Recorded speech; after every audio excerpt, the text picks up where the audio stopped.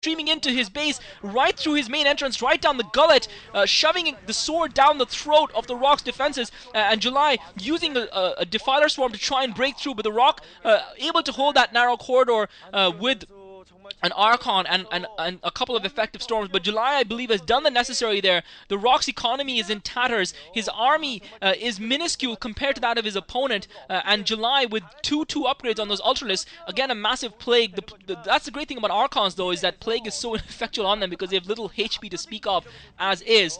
So the Rock now moving out, trying to inflict some sort of damage. He's heading in towards that expansion, the natural expansion of the 1 o'clock position, trying increase the time of this game somewhat.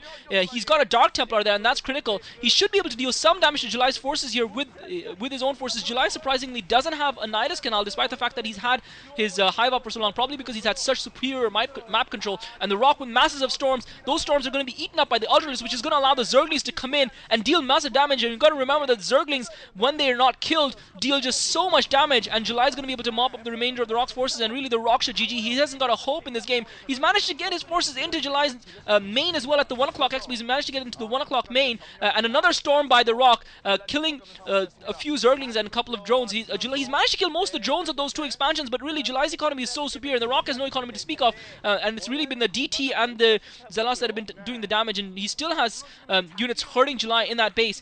July just managed to save the hatchery of the natural expo of the 1 o'clock position, and the Rock continued to put his pressure on that base, but really it's not long. It's not going to be long, and I think he's just trying to send a few more forces down to try and finish off that expansion, that natural expo, to try and excuse me, slow his opponent down one way or the other, but he doesn't seem to be making such much progress. Looks like July's actually intercepted him halfway there, not allowed him to actually get to that expansion.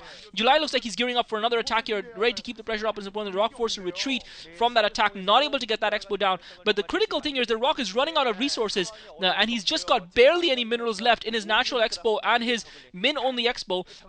His main seems to be mined out, or at the very least, if there's any minerals left, he hasn't bothered to rebuild the Nexus that July did take down with that drop. And July just ready for the Rock's forces. The Rock just fighting with a handful of Zealots and High Templar, and really, that's sad to say the least. Another Plague going off, an excellent storm positioning. Why couldn't the Rock have done this earlier on when he really needed to? Another massive Plague catching most of the Rock's forces this time, and the Rock is just so badly outnumbered. Again, it's just that short corridor, that narrow valley, and July now, he's got 2/5 upgrades on those Ultralisks.